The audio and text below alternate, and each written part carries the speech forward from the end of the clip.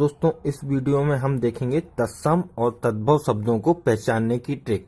तो दोस्तों अगर आप कंपटीशन एग्जाम दे रहे हैं और उसमें अगर हिंदी पूछी जा रही है तो उसमें दोस्तों एक प्रश्न तत्सम और तद्भव का जरूर आता है। ठीक है दोस्तों, क्या आता है प्रश्न? कोई आपको एक शब्द दे दिया जाएगा और पूछा जाएगा कि भाई इसमें ये कौन सा शब्द है, तत्सम है कि तद्भव है। या फिर दोस्तों ऐसा आ सकता है कि आपको 4 शब्द दे दिए जाएंगे और उनमें से पूछा जाएगा कि इसमें कौन सा शब्द तत्सम है। या फिर इसी प्रकार से आपको 4 शब्द दे दिए जाएंगे, उसमें से पूछा जाएगा कि इनमें से कौन सा शब्द तद्भव है। तो दोस्तों इस वीडियो में मैं आपको पूरा जो है क्लियर कर दूंगा। तत्सम और तद्भव शब्द आप आसानी से पहचान पाएंगे। दोस्तों आपका 1 नंबर इस वीडियो को देखने के बाद पक्का हो जाएगा, ये मेरी गारंटी है। इस वीडियो को देखने के बाद आप आराम से पहचान लेंगे कि कौन सा शब्द तत्सम है और कौन सा शब्द तद्भव है। तो चलिए दोस्तों आज का वीडियो स्टार्ट करते हैं। सबसे पहले देखते हैं तत्सम शब्द क्या होते हैं। ठीक है दोस्तों, तो संस्कृत के वे शब्द होते हैं दोस्तों जो हिंदी में ज्यों के त्यों लिखे जाते हैं। ठीक है दोस्तों, सिंपल है। तत्सम से नाम से ही जैसा प्रकट हो रहा है, तत्सम मतलब समान। तो संस्कृत के वे शब्द जो हिंदी में ज्यों के त्यों लिखे जाते हैं उन्हें तत्सम शब्द कहते हैं। जैसे उदाहरण के लिए देखिए, अग्नि, वायु, माता, पिता, प्रकाश, पत्र और सूर्य, ये शब्द जो हैं हिंदी में डायरेक्ट लिखे जाते हैं। तो दोस्तों ये शब्द जो हैं संस्कृत के हैं और हिंदी में डायरेक्ट लिखे जाते हैं। तो सीधा आप सिंपल समझ गए होंगे कि तत्सम शब्द वे शब्द हैं जो संस्कृत के शब्द हैं और हिंदी में ज्यों के त्यों लिखे जाते हैं। मतलब संस्कृत के शब्द हैं, इनमें कोई विकार उत्पन्न नहीं हुआ और हिंदी में भी इनका प्रयोग ज्यों का त्यों तौर पे होने लगा। अगला है दोस्तों तद्भव शब्द। ठीक है, तो संस्कृत के वे शब्द जिन्हें हिंदी में आने पर बदल जाते हैं। मतलब वे सब संस्कृत के शब्द हैं ये भी, परंतु इनको हिंदी में आने पर ये थोड़े से बदल गए हैं। ये संस्कृत के शब्द हैं जो हिंदी में आने पर थोड़ा सा बदल जाते हैं, उनको अपन क्या बोलते हैं? तद्भव शब्द। ठीक है, सिंपल आपको समझ में आ गया होगा। संस्कृत के वे शब्द जो हिंदी में आने पर बदल जाते हैं। जैसे उदाहरण देखिए, जैसे हस्त का हो गया हाथ। ठीक है दोस्तों, उज्ज्वल का हो गया उजला। ठीक है, तो ये जो संस्कृत के शब्द हैं ये हिंदी में आने पर थोड़े से बदल गए हैं। हस्त जो है संस्कृत का शब्द है, हिंदी में आ गया, हिंदी में आने पर उसको हाथ बोलने लगे। ठीक है, इसी प्रकार उज्ज्वल जो है संस्कृत का शब्द है, हिंदी में आने पर उसे उजला बोलने लगे। अब दोस्तों मेन टॉपिक आता है अपने को, इनको पहचानेंगे कैसे कि भाई कौन सा शब्द तत्सम है और कौन सा तद्भव है। तो इनको पहचानने की ट्रिक मैं आपको बताता हूँ। तो यहाँ पर देखिए तत्सम और तद्भव शब्दों को पहचानने की ट्रिक है। ठीक है दोस्तों, सबसे पहले देखते हैं, पहला पॉइंट देखते हैं। जो तत्सम शब्द होते हैं उच्चारण और लिखने में थोड़े कठिन होते हैं। तो दोस्तों जो तत्सम शब्द रहते हैं वो उनका जो उच्चारण है थोड़ा सा कठिन होता है और लिखने में थोड़े से कठिन होते हैं। अगर आप बोलेंगे उनको तो बोल के देखिए थोड़ा सा कठिनाई आती है और लिखने में उनको थोड़ा सा कठिन होते हैं। तो ये पहला पॉइंट आप याद रखिएगा। तत्सम शब्द जो रहते हैं उच्चारण और लिखने में थोड़े कठिन होते हैं। ठीक है, अगला पॉइंट है, बहुत आईएमपी पॉइंट है और हमेशा यही पूछा जाता है। दोस्तों कॉम्पिटिटिव एग्जाम का जो पेपर तैयार करता है वो भी अपने दिमाग में यही पॉइंट लेके चलता होगा कि भाई बहुत सारे तत्सम और तद्भव शब्द हैं, अब सब तो याद कर नहीं सकते लोग, बहुत सारे हैं तत्सम और तद्भव शब्द।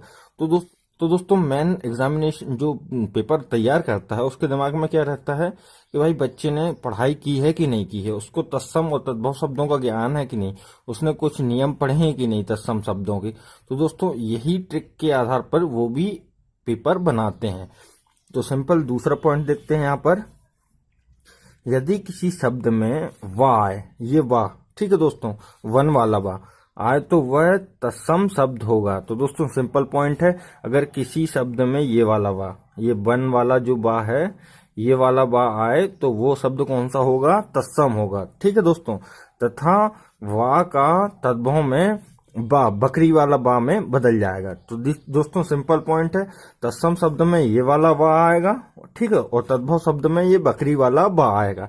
तो आपको देखना है अगर शब्द में ये वन वाला बा आ रहा है तो वो तत्सम शब्द होगा। ठीक है, और अगर बकरी वाला बा आ रहा है तो वो तद्भव शब्द होगा। ठीक है दोस्तों, सिंपल है। यहाँ पर उदाहरण देखिए, जैसे ये विद्युत में ये वन वाला बा है तो ये तत्सम शब्द, ये बिजली में बकरी वाला बा है तो ये तद्भव शब्द।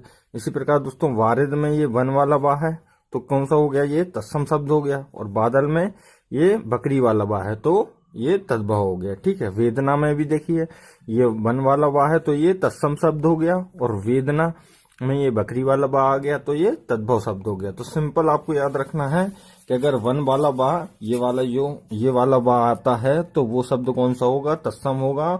और अगर बकरी वाला बा आता है तो वो शब्द कौन सा होगा, तद्भव होगा। सिंपल है दोस्तों, समझ में आ गया होगा आपको। आगे बढ़ते हैं। तो दोस्तों अगला पॉइंट है, तत्सम शब्दों में छा का प्रयोग होता है। तो मतलब दोस्तों अगर छा लगा है तो वो शब्द होगा कौन सा, अपना तत्सम शब्द होगा। ठीक है, उदाहरण देखिए जैसे छति, क्षत्रिय, शिक्षिका, शिक्षिका में भी छा लगा है, नक्षत्र, उपेक्षा, ये शब्द जो हैं इनमें छा लगा है, मतलब ये तत्सम शब्द होंगे। तो सिंपल अगर आपको शब्द में छा दिखाई दे तो आप आंख बंद करके लगा दीजिए कि वो तत्सम शब्द है। ठीक है दोस्तों, अगला पॉइंट देखते हैं। तत्सम शब्दों में शा, शक्कर वाले शा, ठीक है, आता है जो तद्भव शब्दों में शा, ये वाले शा में, समाचार वाले शा में बदल जाता है। तो दोस्तों सिंपल आप देख रहे हैं जैसा तत्सम शब्दों में ये शक्कर वाला सा आता है और तद्भव शब्दों में ये वाला सा आता है। ठीक है दोस्तों, तो अगर आपको शक्कर वाला सा दिखाए तो वो तत्सम शब्द, और अगर आपको ये वाला सा दिखाए तो वो तद्भव शब्द। उदाहरण देखिए जैसे यहाँ पर शकुन, ये शक्कर वाला सा है तो तत्सम शब्द। ठीक है दोस्तों, सत, ये भी शक्कर वाला सा है तो तत्सम शब्द। इसी प्रकार शकुन में ये वाला सा है तो ये तद्भव शब्द, सौ में भी ये वाला सा है तो ये तद्भव शब्द। ठीक है दोस्तों, सिंपल है। अगला पॉइंट देखते हैं, आखिरी 2 पॉइंट और देख लीजिए दोस्तों। यही नियम होते हैं तत्सम और तद्भव शब्दों के पहचानने के। इन नियमों के बाहर आपका प्रश्न नहीं जाएगा, मैं इसकी गारंटी लेता हूं। आपको बार बार ये बात बोल रहा हूं कि इन नियमों के बाहर आपका प्रश्न कभी नहीं जाएगा। तो दोस्तों अगला पॉइंट है री का प्रयोग। री का प्रयोग, ऋषि वाला री के प्रयोग वाले शब्द तत्सम शब्द होते हैं। मतलब री का प्रयोग जिन शब्दों में होता है वो तत्सम शब्द होते हैं। देखिए जैसे धृत, यानी नीचे री लगा है, पृष्ठ यहाँ पर देखिए री लगा है, ये श्रृंगार, ये री लगा है। इसी प्रकार दोस्तों जिनके नीचे जैसे कृपया, इसमें भी नीचे री लगा है, मतलब ये तत्सम शब्द होंगे। तो जिन शब्दों के नीचे ये आपको देखा जाए कि भाई ये री लगा है, ये री की मात्रा होती है, ये री लगा है, तो वो शब्द क्या होंगे, आपके तत्सम शब्द होंगे। तो सिंपल आपको समझ में आ गया होगा, जिन शब्दों में री का प्रयोग होता है या री की मात्रा का प्रयोग होता है वो शब्द तत्सम शब्द होते हैं। ठीक है, आखिरी पॉइंट देखिए दोस्तों, जिन शब्दों में त्रा और आधा रा, ठीक है दोस्तों, त्रा और आधा रा आए वो तत्सम शब्द होते हैं। तो जिन शब्दों में त्रा आता है या आधा रा आता है वो शब्द भी तत्सम शब्द होते हैं। जैसे देखिए मित्र में ये त्रा है, मतलब ये तत्सम शब्द है।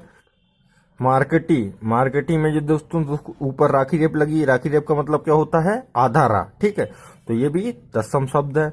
पुत्र में त्रा आ गया सीधा तो ये तत्सम शब्द हो गया, और धुर्र में आधा रा आ गया, मतलब ये तत्सम शब्द हो गया। तो दोस्तों ये आखिरी पॉइंट है कि जिन शब्दों में त्रा और तथा आधा रा आए, त्रा अथवा आधा रा आए, वो शब्द होते हैं तत्सम शब्द होते हैं। ठीक है दोस्तों, तो दोस्तों ये थे 6 पॉइंट तत्सम शब्द और तद्भव शब्द को पहचानने के लिए।